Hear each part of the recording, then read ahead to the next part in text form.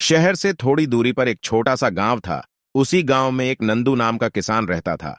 वह बहुत धनी था, लेकिन आलसी इतना था कि सारा दिन बिस्तर पर पड़ा रहता था। उसकी पत्नी उसे बहुत समझाती, लेकिन उस पर किसी भी बात का असर नहीं होता था। धीरे धीरे उसे खेतों में हानि होने लगी। नौकर खेती के हिसाब किताब में गड़बड़ी करने लगे, लेकिन उन्हें रोके कौन? नंदू की पत्नी यह देखकर घबराने लगी। एक दिन उसने नंदू के मित्र मोहन को अपने घर बुलाया और सारी बात बताई। मोहन ने नंदू की पत्नी की सारी बातें ध्यान से सुनी और साथ ही उसने यह भी समझ लिया कि समझाने से नंदू नहीं सुधरेगा। इसलिए उसने नंदू को सही रास्ते पर लाने लिए एक युक्ति सोची।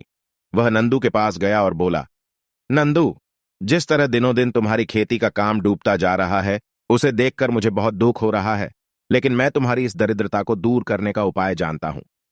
नंदू ने कहा, मुझे शीघ्र बताओ, वह उपाय कौन सा है? मैं अवश्य करूंगा।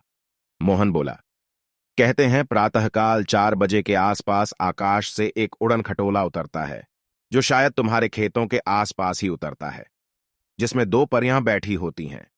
इनके दर्शन जो भी व्यक्ति कर लेता है, उसकी दरिद्रता दूर हो जाती है। नंदू बोला, चाहे कुछ भी हो जाए, मैं सुबह उठकर 4 बजे उड़न खटोला के दर्शन जरूर करूंगा। मोहन चला गया। दूसरे दिन नंदू सुबह सवेरे उठकर घर से खेतों की ओर चल पड़ा।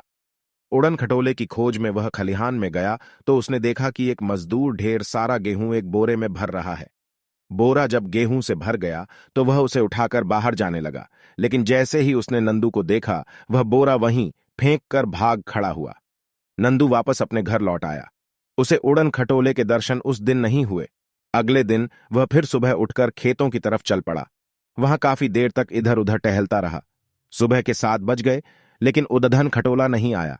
जैसे ही वह घर की ओर चलने को हुआ तो उसका ध्यान घड़ी की ओर गया। उसने देखा कि सुबह 7 बजे तक भी खेतों में एक भी मजदूर नहीं आया है। वह वहीं रुक गया। जब मजदूर आए तो नंदू ने उन्हें देर में आने के लिए बहुत डांट लगाई।